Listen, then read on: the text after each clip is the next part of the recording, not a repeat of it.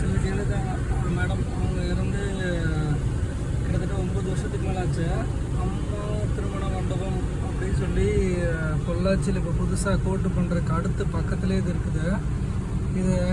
இதை கண்டிப்பாக ஒரு 8 வருஷத்துக்கு மேலே இருக்கும். அம்மா உயிரோடு இருக்கும்போது இதை பண்ணியிருப்பாங்க.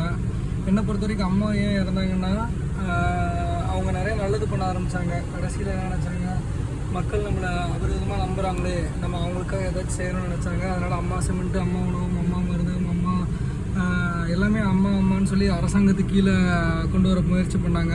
அரசாங்கத்துக்கு அது மூலமாக நிறைய நிதி கிடைக்கிற நிதியெல்லாம் பேர்ன் பண்ணி கரன்சியோட வேல்யூ அதிகப்படுத்தலாம். அது ஒரு தனியாக அதை பற்றி பேசினேன். எக்கனாமி பற்றி நான் வேறு இதில் பேசினேன்.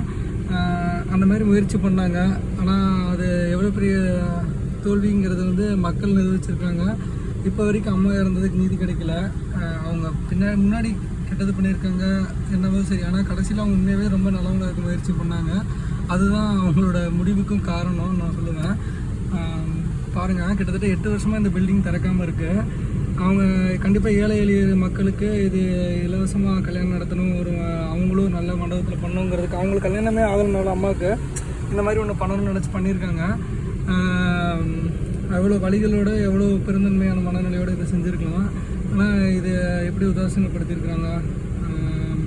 ஏன்னா கலைஞர் காலத்தில் அவர் அந்த தலைநகர் சென்னை அந்த ஒரு ஆஃபீஸ் இருக்குங்க, அது பேர் வாயில் வரல, அது கலைஞர் பெருசாக கட்டினார். அதை அம்மா என்ன பண்ணிட்டாங்க, இமீடியட்டாக இதெல்லாம் கேன்சல் பண்ணிவிட்டு தமிழ்நாடு அரசுன்னு சொல்லி ஒரு பில்டிங் இருக்கும்ல சென்னையில், வாயில் வர மாட்டேது.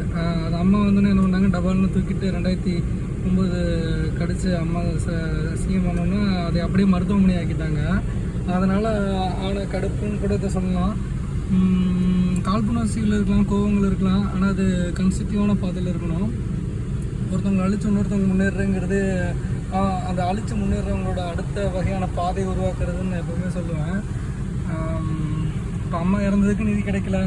அம்மா போயஸ் கடனில் சுற்றி இருக்கிறவங்க ஒரு 4-5 பேர் இறந்துருக்குறாங்க. That means driver, watchman. அம்மா கட்சியில் இருக்கவங்க கேட்க மாட்டாங்க. அம்மா இருக்கிற வரைக்கும் நான் இருக்கிற வரைக்கும் பிஜேபிக்கு நான் சேரவே மாட்டேன்னு சொன்னாங்க. ஆனால் இப்போ பிஜேபி கூட கூட்டணி போகிறாங்க அதிமுக. மக்கள் எவ்வளோ சுயநலமாக இருக்காங்க. இப்போ நானும் சுயநலவாதி தான், இல்லைன்னு சொல்ல வரல.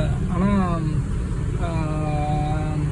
ஒரு பெரிய வெற்றியை நோக்கி ஓடணும்னா சுயநலம் இல்லாமல் தன்னலமோடு ஓடணும் தான் கிடைக்கும். என்னை பொறுத்த வரைக்கும் அம்மாவோட பேர் என்றைக்கும் மறையாது. களங்கமான பேரும் அவங்களுக்கு இருக்காது. பேரை கலங்கடிக்கிறது எவ்வளோ செஞ்சு கலங்கடிக்கிறது ரொம்ப சுலபம். ஆனால் அந்த பேர் நிலைநாட்டுறது, அம்மா மாதிரி நிலைநாட்டுறது உண்மையாகவே கொஞ்சம் கடினமான செயல் தான். நன்றி.